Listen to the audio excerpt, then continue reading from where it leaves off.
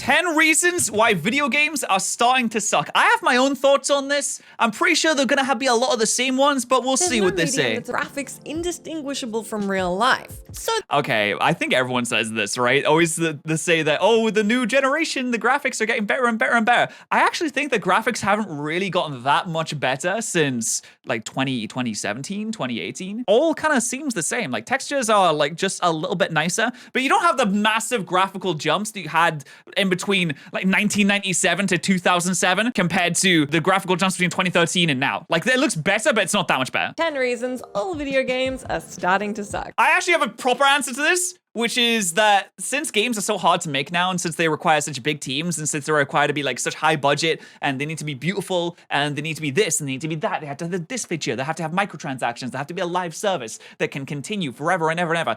They're trying to do too much. They're trying to do too much. Back in the day, where you could just make a game that had like a 7-hour campaign, maybe like a split scene co-op mode, and you just made a nice story with some cool characters, and it would be a really good game, and everyone would enjoy it. But now everyone wants their game to be the one game that everyone spends all of their time and money on. Now they're just trying to do too much, which means that they release games that aren't ready because they have to meet budgetary requirements. Number and then 10, they just are just bad. Over-marketing. When the Resident Evil Village trailer was released, viewers went crazy over Lady Dimitrescu due to, I mean, just look at her. She's epic. Rather than leaving well enough alone, Capcom went nuts, pumping out clips, teasers, and posters revolving around the Countess. Even though Village was well received, players were disappointed to learn that Dimitrescu didn't play a major part. Although the trailers implied that she was the antagonist, she exits the story before the halfway point. Annoyingly, this sort of over-marketing happens all the time. Because Far Cry 3 sold Vast Montenegro as the big bad of Far Cry 3, gamers— That is a bit sad.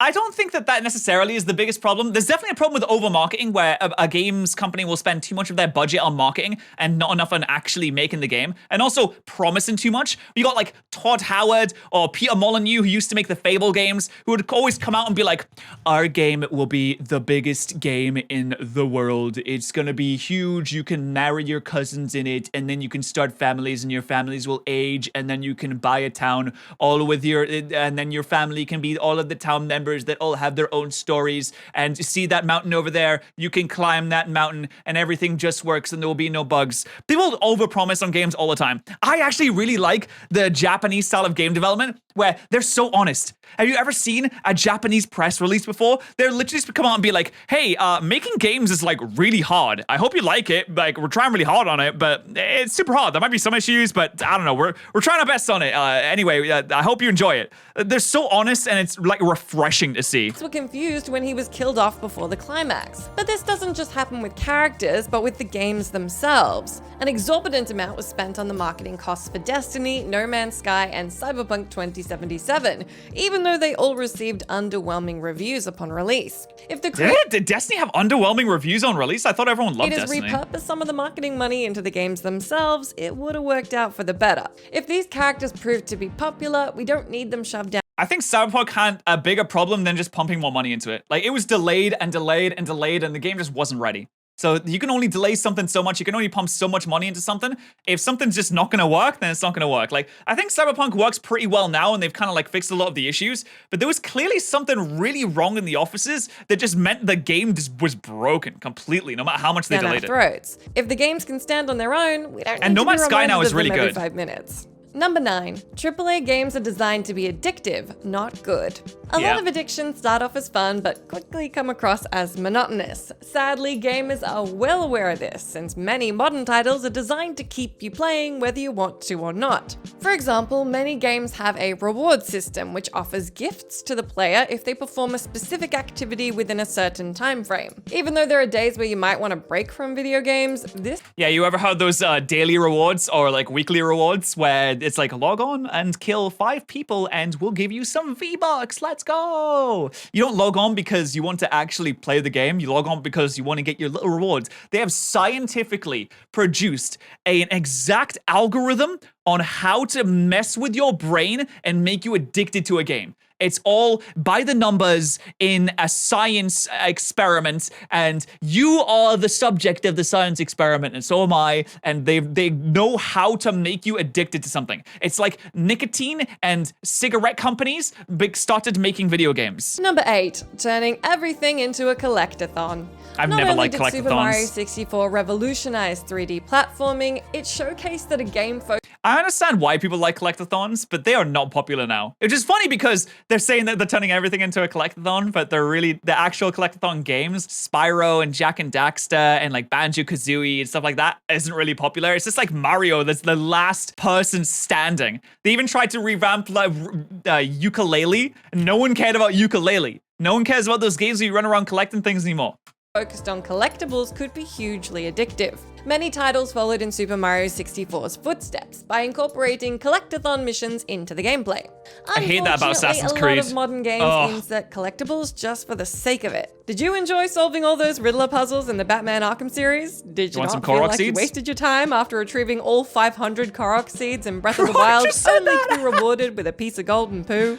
Ironically, even Mario has fallen That's into funny, this though. trap. No, you in deserve Super it. Mario Odyssey, If you manually went around and got all the Korok seeds expecting a good reward, you deserve to get the shit. you have to defeat bosses and wall kick across skyscrapers to collect power moons. Other times you just need to walk towards a small mound or sit on a bench to acquire these collectibles. If the developers are putting minimal effort into how Because the it player makes you obtains feel good. these items, why have so many? That's why they put so much in the game. When you like pick something up and it plays a little jingle, it's like, ba-da-da.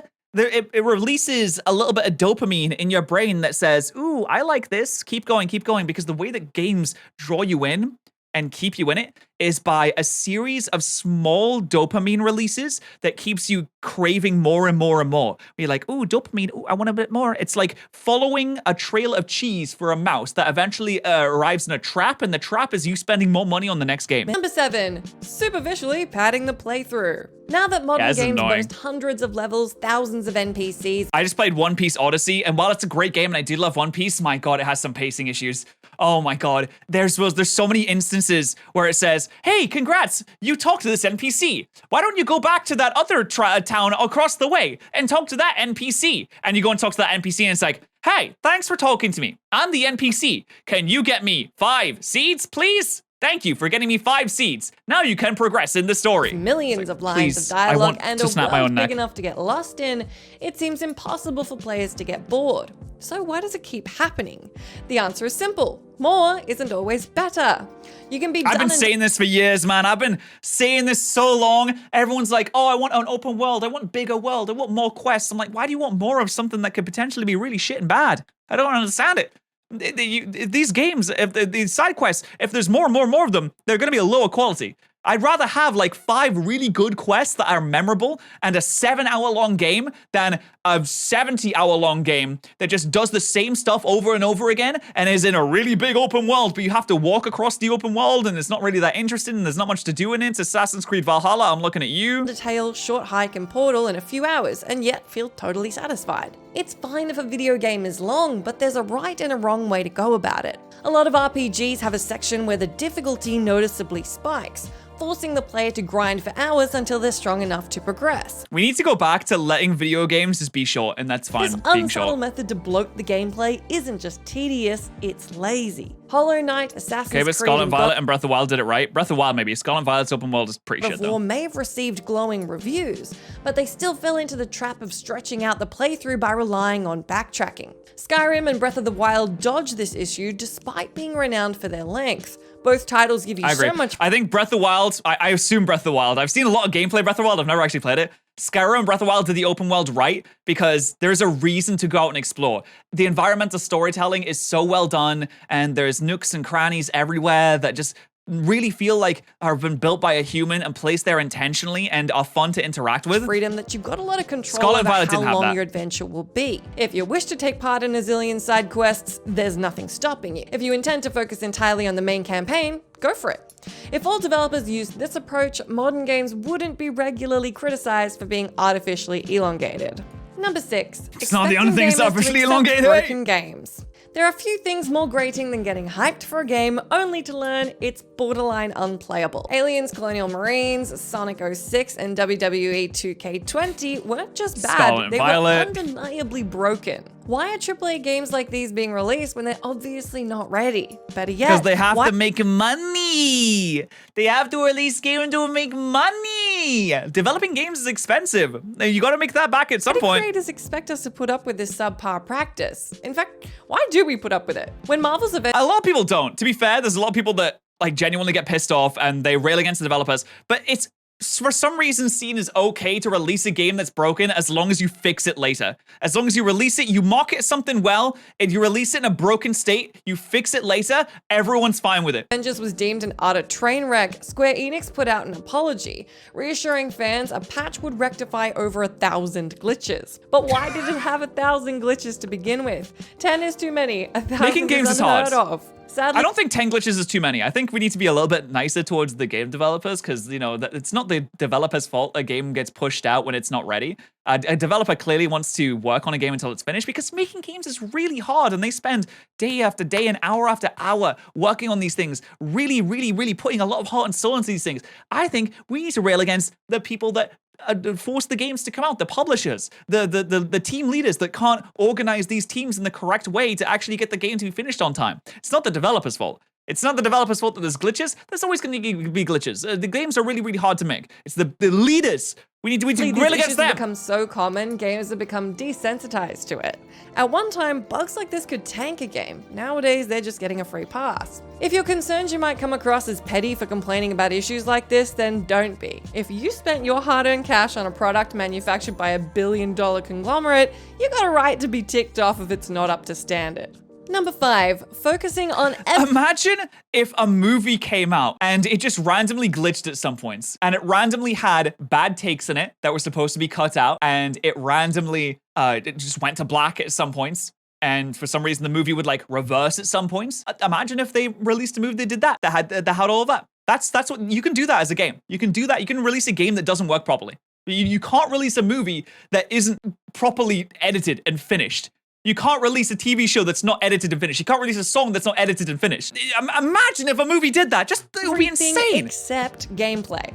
Because entertainment mediums grow stagnant without innovation, it makes sense why developers are keen on finding new ways to enjoy gaming. Since there's been a heavy focus on VR, motion capture, and photorealistic graphics in recent years, the gaming world appears to be pushing boundaries more now than ever. However, gaming companies can become so fixated on a new mechanic or peripheral, they forget about the most crucial element, which is it good? Epic stories, mind-blowing twists, cinematic sequences, badass bosses, extensive lore, and huge open worlds mean nothing if the gameplay isn't up to scratch. Stardew Valley, Wii Sports, Tetris, and Minecraft put no emphasis on graphics or plot. Nevertheless, it depends, because a lot of games are based around their story, and the gameplay can be lackluster if the story and the characters make up for it. And then in some areas, the story and characters can be lackluster if the gameplay makes up for it. As long as you have like a really strong pillar, then you can kind of let one sag a little bit. They became astoundingly successful, purely because of their addictive gameplay. Now let's look at the other side of the coin. Square Enix spent years fine-tuning every aspect of Babylon's Fall. Despite the hard work put into this online live service RPG, it was 5 people playing after a week, forcing Square Enix to shut down the servers after less than a year. Although not every game is as disappointing as Babylon's Fall, this sort of thing happens time and time again because developers forget to put the gameplay first. Number 4. Annoying AI companions. Okay, this is like a 2012 thing. I haven't seen an annoying AI companion in years and years. I think BioShock Infinite really made everyone think, actually, you can make a companion that isn't stupidly annoying, and you can make an escort quest that isn't dumb and annoying, okay? How many games were improved this has not been a thing for a long time. Sidekick? None. And yet AI companions seem to be getting more popular, despite nobody wanting them. Having said that, the concept of having a computer-controlled buddy is fine. I don't agree with this. Not only does it add a bit of strategy, it forces you to be a team player. You don't feel as overwhelmed when entering an enemy-filled environment, knowing there's someone watching your back. On top of that, it helps the player understand the protagonist more since they have someone to banter with. So why do the developers feel obligated to make these side characters so very annoying? In Resident Evil 4, Leon is stuck with Resident Evil 4 came out in like 1963. What is screeching teenager? This is not recent. Ashley. It's not the AI companion concept that's the problem, it's the character. As awesome as Resi 4 is, it would have been better if Ashley wasn't so irritating. The same goes with God of War. Damn. It was a stroke of genius to reconfigure the vengeful god-killing Kratos into a protective father who'll do anything to safeguard his son Atreus. But let's not pretend Atreus doesn't get on your nerves half the time. But what's worse than... Well, dude, of course Atreus is going to get on your nerves. It literally just resembles a normal father-son relationship. You're not going to have a son that doesn't annoy you from time to time. And the kid's obviously going to be overconfident because they have a literal god as their dad, and they're going around slaughtering beasts left and right. Of course they're going to be annoying. And it's a teenage son. How old is Atreus? Like 9 years old? Have you ever interacted with a 9-year-old child before? It would be way weirder if the Atreus wasn't annoying sometimes. The annoying companion is an incompetent one. Your squad in Halo 5, Gears of War, and Left 4 Dead are so useless you'd be better off without them. Seriously, Tails from Sonic the Hedgehog 2 was a better programmed AI companion, and that game came out 30 years ago. Because AI companions seem to be getting worse with age, you have to wonder why they're becoming increasingly popular. Number 3, companies hiding bad reviews. Constructive criticism is rarely welcomed, but it should always be appreciated. If a video game receives a harsh assessment, the developers shouldn't be offended, they should learn from it to avoid repeating. Dude, game companies know when a game is going to review badly. And you can know when a game's going to review badly because they won't give out review codes. You can always tell when a game comes out and it's almost a release date and there's no review code sent out yet, then the developers know it's going to suck and they're trying their absolute best to hide it for as long as possible. But you know a developer's really hyped about their game and they think it's going to be good. When they send out review codes, they show a ton of gameplay. They're really excited about it. If that happens, then a game is going to be probably pretty good. I think they're doing that for Hogwarts Legacy, you know, regardless of what you think about that game. The developers clearly think it's going to be a fun game to play because they've shown so much gameplay and they've sent a review code super early. The same mistakes in the future. But because bad reviews can lead to a huge loss in revenue, gaming companies perform all sorts of tricks to hide negative feedback.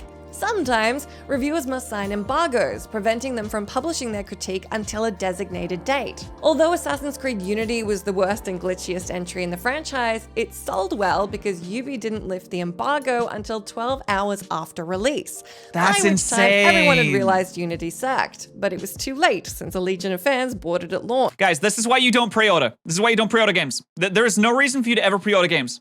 They're just trying to put pre-order incentives in there to just be like, please, please, please pre-order our games. Please, please, please, please, please, please. Come on, come on, come on, come on. Don't pre-order games. You can buy a game on release date if it's good. You don't have to buy it before release date. There's no reason to buy a game before release date. Bethesda blacklisted critics after they didn't shower their products with praise. The developers of The War Z banned any Steam users who disparaged the game while it was on early access. And Digital Homicide tried to sue Steam users after they lambasted their work. If these companies put as much effort into their work as they did in hiding their flaws, they wouldn't be in this mess to begin with. Number 2, absolute bullshit. Video game promotions need to show off the property's biggest highlights to captivate viewers. But if the game is a bit crap, the marketing will rely on an ancient but highly effective strategy instead. CGI? Lying. Sometimes publishers will release game trailers that have no resemblance to the finished product. This technique, which is called bullshotting, has been implemented on many iconic games, consoles, and peripherals. I actually hate CGI trailers for video games. I think it's such a waste of time. I think it's such a waste of money. I just don't understand it. I don't watch CGI trailers anymore. There's no point. It's just completely pointless. It's a CGI trailer of some people walking around in the setting that it's going to be set in with some narrator talking over it, how this world is a world in which people can do things, but maybe people went too far when they did things. And then it's just CGI characters running around. It shows nothing of the game. It gives me absolutely nothing to learn about the story or anything. I want to see the game. I don't want to see some random CGI. Why are you showing me random CGI? What's this do for me? Studios do what they want, not what players want. When Warcraft 3 Reforged was released, it erased the original from existence. Not only were devoted gamers unable to play the classic ever again, they had to settle with a pitiful remake, rampant with glitches and technical errors. Even though nobody wanted this jazzed up version, Blizzard... It's because they think they know better. They think they're smart. They think that they're smarter than gamers. They think that gamers are idiots, that the leads of the studios are super rich businessmen that think that they're really, really smart. They went to some stupid business school and they come out and they're like, oh my God, we're so intelligent. We have so much information. We know exactly how to market games. We know what the people want. They don't know what they want. We know what the people want. So they do everything that the fan base doesn't want for some reason because they think that they know better. It's this like some weird superiority complex Sadly, Blizzard hasn't that always let blows up in their face. They did it again last year. Even though they promised Overwatch and its sequel could operate simultaneously, the first installment servers were shut down, forcing players to update to Overwatch 2. Although it's easy to harp on Blizzard, and we haven't even mentioned Diablo Immortal, it's obvious many other companies don't have consumers' best interests at heart. Rather than delaying broken games, they're being released in their unfinished form because the developers know they'll make a profit purely because of the branding. Companies keep pushing gimmicky peripherals that don't work. Again, it's very important we understand and separate developers, the heads of developer studios, and the actual people like on the ground programming the AI and stuff like that, because they're putting so much of their life and their reputation on the line with this because, you know, credits and stuff. They don't want to release a bad game. They want to, imagine working 8 hours a day for literally years and then having something be forced out the door when it's not ready. That must be heartbreaking. And then seeing everyone dunk on your game because it's been forced out by the heads, I'd be furious. I'd be absolutely fuming. I'd be livid. Those poor developers. I feel bad for them. Anyway, developers are cool. Leaders of businesses are cringe. And subscribe to my channel, more patterrz. Thanks.